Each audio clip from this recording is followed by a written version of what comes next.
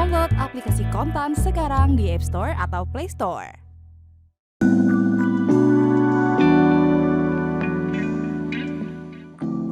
Kendati telah memulai perundingan, perang dagang Amerika Serikat dan Cina masih berlangsung hingga saat ini. Selama perang dagang itu, ekspor Cina ke AS mengalami penurunan tajam. Dampaknya, Cina mengalihkan ekspor ke sejumlah negara, termasuk Indonesia. Merujuk data Bea dan Cukai Cina, pertumbuhan ekspor Tiongkok ke Amerika Serikat pada Mei 2025 anjlok hingga 34,5% dari tahun lalu. Sementara impor dari AS turun lebih dari 18%, dan surplus perdagangan Cina dengan Amerika menyusut 41,55% tahun ke tahun menjadi 18 miliar AS dolar. Kondisi itu terjadi sejak Presiden Donald Trump mengumumkan kebijakan pengenaan tarif resiprokal yang tinggi ke negara-negara mitra dagangnya utamanya pada 2 April 2025. Cina menjadi negara yang dikenakan tarif resiprokal paling tinggi oleh Trump.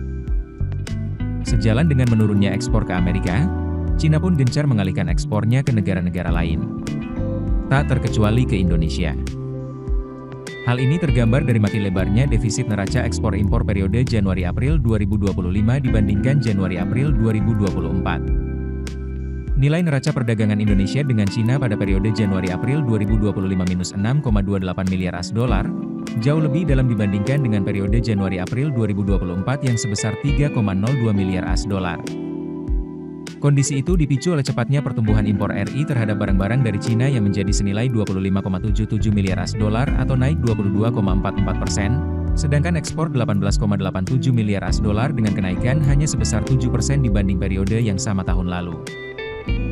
Melebarnya defisit neraca perdagangan Indonesia dengan Cina itu dipicu oleh komoditas mesin dan peralatan mekanis serta bagiannya yang minus senilai 5,72 miliar AS dolar.